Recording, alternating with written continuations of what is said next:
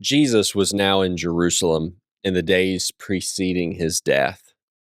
It's now likely Tuesday of the week that began with his triumphal entry into Jerusalem. Jesus has withstood efforts from the Jewish leaders to trap him so that he would be handed over to the Roman governor.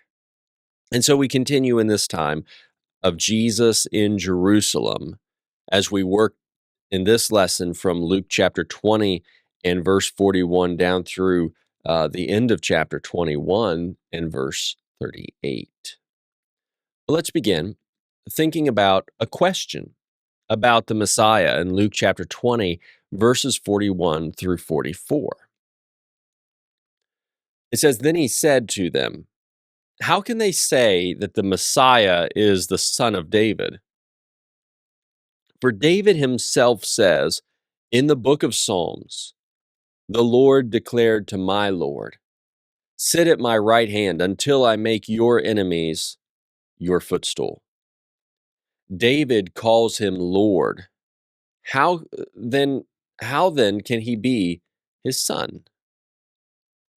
So in this section, Jesus, who's still in the temple, was now asked whose son the Messiah was. And you can read in Matthew and Mark as well, Matthew 22, verses 41 through 46, and Mark 12, verses 35 through 37. Well, the Pharisees knew the Messiah was David's son. That was a significant part of the prophecy, and the Pharisees knew that. 2 Samuel 7, verses 12 through 16, Psalm 132, verse 11, Isaiah 9, verses 6 and 7. Right, this was all part of the prophecy that this Messiah would come through the lineage of David.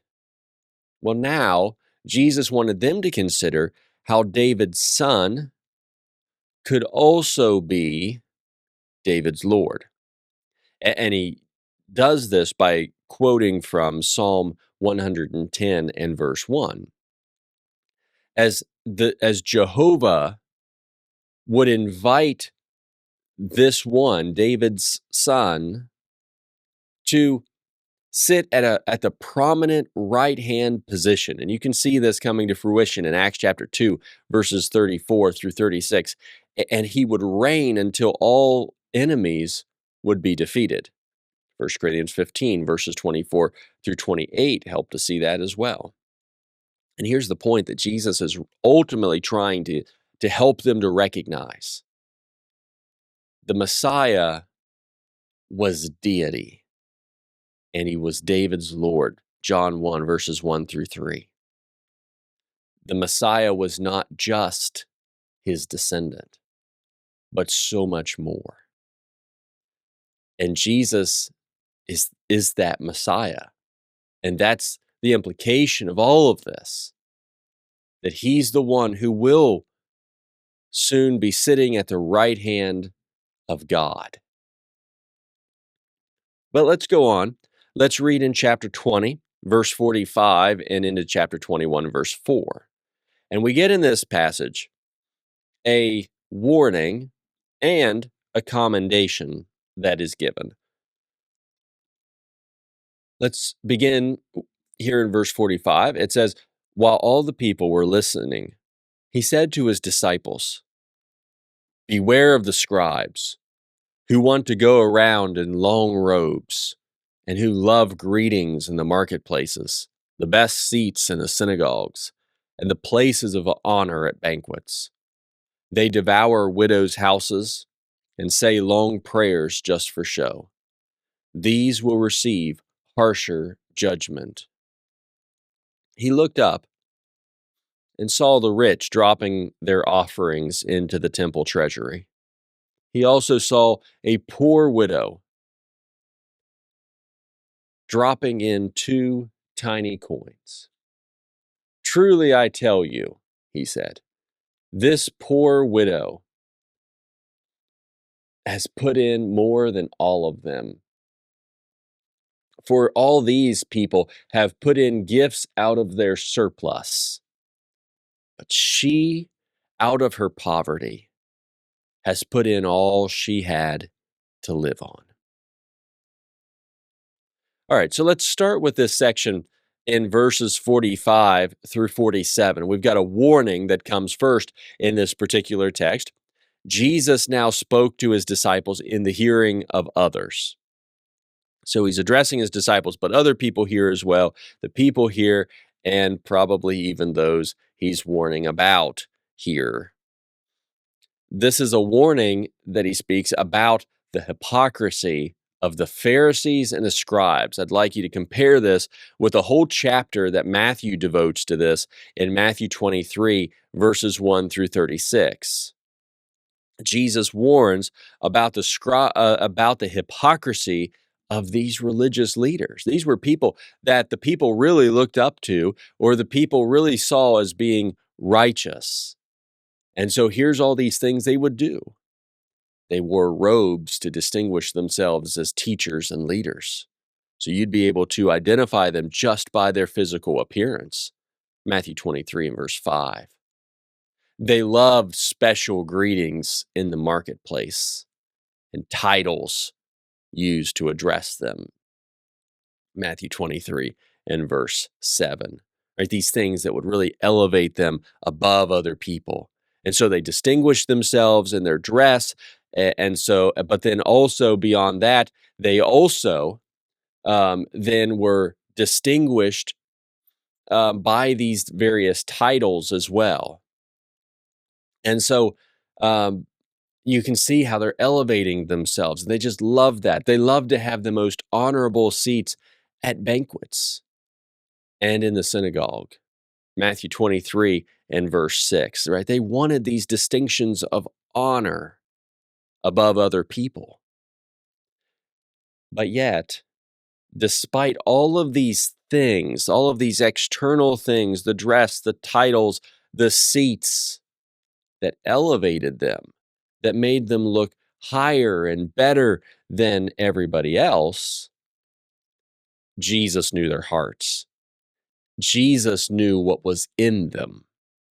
Jesus knew the evil that was present in their lives as well. For example, Jesus mentions a couple of things that he knew about them. Right? These people who looked so great, who wanted these titles and all these kinds of things, Jesus said they devoured, like animals devouring something. They devoured widows' houses by taking advantage of them. It doesn't go into detail of how. Maybe they were embezzling, or maybe they're charging inflated rates for services, right? But they're taking advantage and preying on these widows. You can go read Ezekiel 22, verses 27 to 31, an Old Testament passage that helps to see, again, how God considers such things, the evil that he considers those things to be. That's what these people were doing. These people who loved the best seats, these people who dressed in these ways that put them above other people and really distinguished them, and who had the best seats. This is what their private lives were like. This is who they were really inside.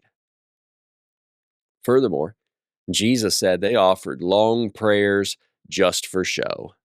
Now, you can go back to Matthew chapter 6, verses 5 through 8, and you can read about Jesus teaching there, urging people not to be like the hypocrites who love to say these long prayers that just really draw the attention, and people would just fawn over how righteous these people are because of their prayers.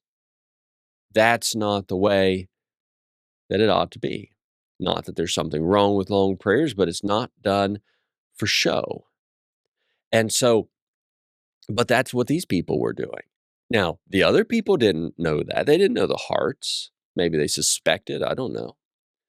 But Jesus knew the heart. Jesus knew the insincerity. Jesus knew the wickedness in their lives and in their hearts. And so he's warning the people. He's warning his disciples in the hearing of the people. And Jesus declared that God's judgment would be harsh. His condemnation would come on such hypocritical leaders, saying these will receive harsher judgment. Some translations may say greater condemnation. God's not going to let this go. God knows the heart, and on Judgment Day, he will bring everything out, and things will be exposed. Then in chapter 21, as you come down into the first 4 verses of that chapter, and you see as Jesus here was at the temple, that you notice probably he's in the court of women, where women were allowed to come. And he observed people bringing contributions into the temple treasury. You can read about this in Mark 12 as well, verses 41 through 44. And he's noticing all these rich people, and they're bringing these large sums and depositing them into the temple treasury. However, Jesus observed a poor widow in the midst of all of this, and he pointed her out to his disciples. Although she dropped in just these 2 tiny coins, mites or lepta, these 2 lepta coins. Now, let's put this into perspective. A lepton was the least valuable coin among the Jews, and it was worth about 1/28th of a day's wage. Okay, so these are really almost just worthless coins. But Jesus then, as he notices all of this and knows what she's depositing among all these people who are putting these large sums of money into the treasury, Jesus concluded that while others gave from their surplus, she gave from her poverty all she had to live on. And he commended her sacrificial gift as being greater than all the others, right? So Jesus didn't see on just a human physical level. Jesus saw deeper. Jesus saw the heart. And while he's warned about the heart of the Pharisees and the scribes, Jesus has now commended the sacrificial heart of this poor widow who came sacrificially to give what she had above those who are giving out of their abundance.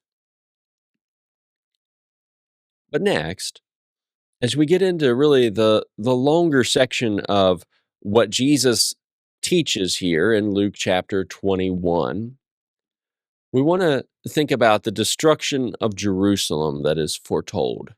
And this is taught about from chapter 21, verse 5, down through verse 33. It says, as some were talking about the temple, how it was adorned with beautiful stones and gifts dedicated to God, he said, these things that you see, the days will come when not one stone will be left on another that will not be thrown down. Teacher, they asked him, so when will these things happen? And what will be the sign when these things are about to take place? Then he said, watch out that you are not deceived, for many will come in my name, saying, I am he, and the time is near. Don't follow them. When you hear of wars and rebellions, don't be alarmed. Indeed, it is necessary that these things take place first, but the end won't come right away. Then he told them, nation will be raised up against nation, and kingdom against kingdom. There will be violent earthquakes, and famines, and plagues in various places, and there will be terrifying sights and great signs from heaven. But before all these things, they will lay their hands on you and persecute you. They will hand you over to the synagogues and prisons, and you will be brought before kings and governors because of my name. This will give you an opportunity to bear witness. Therefore, make up your minds not to prepare your defense ahead of time, for I will give you such words and a wisdom that none of your adversaries will be able to resist or contradict. You will even be betrayed by parents, brothers, relatives, and friends. They will kill some of you. You will be hated by everyone because of my name, but not a hair of your head will be lost. By your endurance, gain your lives. When you see Jerusalem surrounded by armies, then recognize that its desolation has come near. Those in Judea must flee to the mountains. Those inside the city must leave it, and those who are in the country must not enter it, because these are days of vengeance to fulfill all the things that are written. Woe to pregnant women and nursing mothers in those days, for there will be great distress in the land and wrath against this people. They will be killed by the sword and be led captive into all the nations, and Jerusalem will be trampled by the Gentiles until the times of the Gentiles are fulfilled. Then there will be signs in the sun, moon, and stars, and there will be anguish on the earth among nations, bewildered by the roaring of the sea and the waves. People will faint from fear and expectation of the things that are coming on the world, because the powers of the heavens will be shaken. Then they will see the Son of Man coming in a cloud with power and great glory. But when these things begin to take place, stand up and lift up your heads, because your redemption is near. Then he told them a parable. Look at the fig tree and all the trees. As soon as they put out leaves, you can see for yourselves and recognize that summer is already near. In the same way, when you see these things happening, recognize that the kingdom of God is near. Truly, I tell you, this generation will certainly not pass away until all things take place. Heaven and earth will pass away, but my words will never pass away. All right, so in this passage, we're seeing the destruction of Jerusalem foretold. Let's begin here by really looking at verses 5 through 7. We see this temple, and Jesus has been in this temple, and now they're talking about the temple. The temple in Jesus' day was beautiful. Now, this was not Solomon's original temple. This is one now that has been rebuilt by Herod. You can go read some in John 2 and verse 20. And it's composed of large stones. It's composed of exquisite gifts. It was just a beautiful temple. And people were walking and talking about the temple here. And as Jesus left the temple, he said it would suffer extensive destruction. Right? Not one stone will be left on another that will not be thrown down. Right? That's the imagery that's given of this. You can go read Matthew 24, verses 1 and 2, as well as Mark 13, verses 1 and 2. And he was then asked when these things would take place and what the sign would be that such would happen. Matthew 24, verse 3, Mark 13, verses 3 and 4. Now, notice very, very carefully the context and the question. And the discussion that follows is a discussion that's answering that question. The discussion that follows is focused on the destruction of the temple, the destruction of Jerusalem. And we can now look back historically. These people could not have done that at that point in time. But we can look back historically and we can see this is what happened. It occurred in the year AD 70. Okay, so in the year 70, by the Romans. Okay, the Roman Empire was the ruling empire of the time, even when Jesus was walking the earth. Well, just a handful of years later, in the year 70, the Romans would come and they would destroy Jerusalem. They would destroy the temple. That's the question Jesus is asked about when these things will happen. What's these things? Well, again, not one stone being left upon another that will not be thrown down, right? This destruction of the temple, the destruction of Jerusalem. So then we come into verses 8 through 19. Jesus's disciples were to watch out, and they were not to be deceived. So he's really focused on his disciples here. And Jesus is telling them not to be deceived. Watch out. Right? Even when people would claim to be the Messiah, and these people would say the time for Jerusalem's destruction was near, they were not to follow such people. They were not to be alarmed at the news of wars and rebellions. Those things were going to happen. These things would happen, but the end, that is, the destruction of Jerusalem, that would not happen just yet. He says there would be wars, earthquakes, famines, plagues, and terrifying sights and signs from heaven. Maybe that those are astrological events. We're not told. Furthermore, the disciples would be persecuted. Now, I want you to just take a moment and think about what we learn as we go forward just a little bit in the Bible story into the book of Acts that takes place after the life of Jesus on the earth. As the first chapter shows, he ascends into heaven. And now when you come into Acts chapter 5, for example, read verses 17 through 42, the apostles are being persecuted in Jerusalem. Acts chapter 8, verses 1 through 3. Acts chapter 9, verses 1 and 2. Acts chapter 12, verses 1 through 5. Acts chapter 12, verses 24 through 26.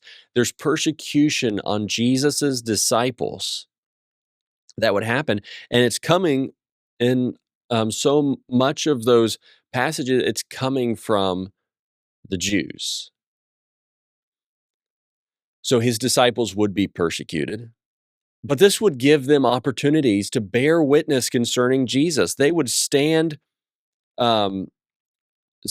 before kings, governors, like in Acts 20, chapters 24 through 26, like in chapter 5 of Acts when they stand before the Sanhedrin. Right, there would be opportunities that they would be given before people even who are in power and authority to bear witness concerning Jesus. And at these times, they shouldn't worry about the things that they would say, but instead to trust that God would give them the words and the wisdom that they would need to answer, so that the enemies of Christ would have no way to answer them. And you see that happening in Scripture as well. They would be betrayed by close relatives and friends. They would be killed. They would be hated because of Jesus' name. Jesus taught that as well in John 15, verses 18 through 21, and Matthew 10, verses 34 through 39. But regardless, no spiritual and eternal harm would come upon them if they endured to the end. Right? Don't fear people, fear God above all. Matthew 10, verse 28. Matthew 16, verses 24 through 27, 2 Corinthians 4, verses 16 through 18, this concept of looking forward to what was ahead of them. So these things would happen. These difficulties would come in the world and to the followers of Jesus before the destruction of Jerusalem would come. Now in chapter 21, verses 20 through 24, when Jesus' disciples would see Jerusalem surrounded by armies, they should know the time for its desolation had come near due to their rebellion against God. Right? This was a punishment brought on Jerusalem.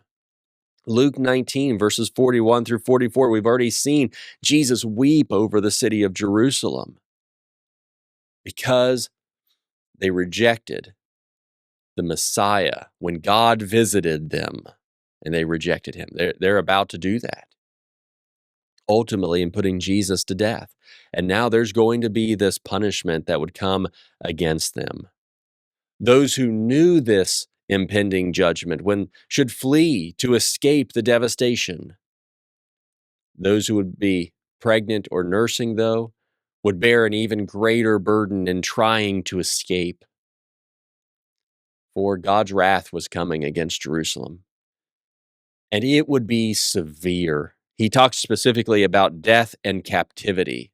And you can read some historical records of it and just how it was decimated and the terrible things that came upon the people as God would use Gentiles, namely Romans, as his instrument for trampling the city until it was all accomplished. And then in chapter 21, verses 25 through 28, what Jesus says in these verses fit with the apocalyptic language style used by prophets to foretell the fall of seemingly stable forces. It talks about the signs of the sun, moon, and stars, and so forth. Think about, for example, powerful people and nations who would fall. This kind of imagery of these what seem to be stable forces, like the sun, moon, and stars falling or being darkened and those sorts of things, seem to portray powerful people and nations falling in different places, like in Isaiah 13, verses 6 through 10, or Isaiah 34, verses 1 through 4. Go read those passages and see the similarities in language. Sometimes this language is difficult for us, but look at it through the historical perspective and the contextual perspective, certainly here as well. It's pictured as though the heavenly bodies were being overthrown and great disturbances on the earth. Such things would certainly strike great fear in the people of the world as Jerusalem falls, as the Jewish system falls. They would see the Son of Man come in the clouds. And sometimes people only think about that as it relates to the final judgment of God. I don't think that's what this passage is talking about. This kind of language of God coming in the clouds is used to talk about God executing judgment, as he does in Isaiah 19 and verse 1. And so God comes to execute his devastating wrath and judgment against Jerusalem, is how this fits in the context. Yet this would provide redemption for Jesus' disciples. They will have experienced persecution from the Jews, and now God comes in judgment in this way and redeems them in this way from the Jews in particular. And then in chapter 21, verses 29 through 33, Jesus told his disciples a parable about trees, including a fig tree. Similar to recognizing the nearness of summer by seeing leaves on the trees, the disciples could know God's rule. The kingdom of God was near in the sense of destroying Jerusalem and destroying the Jewish system of religion. Think about the temple, the lineage, the priesthood, the animal sacrifices, all of that will be destroyed when this happens. When they see all these things Jesus described, they will know the nearness of all of these things. Notice Jesus said that these things would certainly happen within the generation of people living at that time. You can also read Matthew 24, verses 32 through 35. It is within that generation. This generation will certainly not pass away until all things take place. Therefore, his teaching that we've been looking at cannot be about his final coming, because he has not come in this final way yet. But the destruction of Jerusalem that happened in AD 70, that's what all of this has been focused on. That did happen within that generation. The time would come for heaven and earth to pass away, but his words will never pass away. They will never fail. 2 Peter 3, verses 10 through 13, and 1 Peter chapter 1, verses 24 and 25. But then in our final few verses, we see the need for watchfulness. Verses 34 through 38. It says, "Be on your guard so that your minds are not dulled from carousing, drunkenness, and worries of life. or that day will come on you unexpectedly like a trap. For it will come on all who live on the face of the whole earth. But be alert at all times, praying that you may have strength to escape all these things that are going to take place and to stand before the Son of Man. During the day, he was teaching in the temple, but in the evening he would go out and spend the night on what is called the Mount of Olives. Then all the people would come early in the morning to hear him in the temple. In these verses, this section, it can either apply specifically to the destruction coming on Jerusalem and the Jewish system, or it can apply to the final judgment to the entire world. Maybe there's a transition to the final judgment when heaven and earth will pass away, as was referenced earlier. You can also see Matthew 24, verses 36 through chapter 25, verse 46, when he seems to have the same conversation, the same discussion about being ready for his final coming. Jesus's disciples are always to be alert and on guard for the coming judgment of God. They must not have minds dulled from intoxicating substances through carousing and drunkenness, or by the worries of life that can also dull us and distract us. God's judgment will come suddenly on everyone, and Jesus' disciples must be alert. They must be praying so they can escape the wrath of God, so they can stand before Christ when he comes. We must be ready. We must be watching. Luke then concludes by noting Jesus would teach in the temple during the day, and all the people would come to listen to him, and then he would go spend the night on the Mount of Olives. As we close this lesson, what we see is that Jesus was busy teaching during his time in Jerusalem, and many people were coming to listen to him in the temple. The Jewish people should have embraced him as the Messiah. However, because of the way they would reject him, we have seen that Jerusalem would be devastated.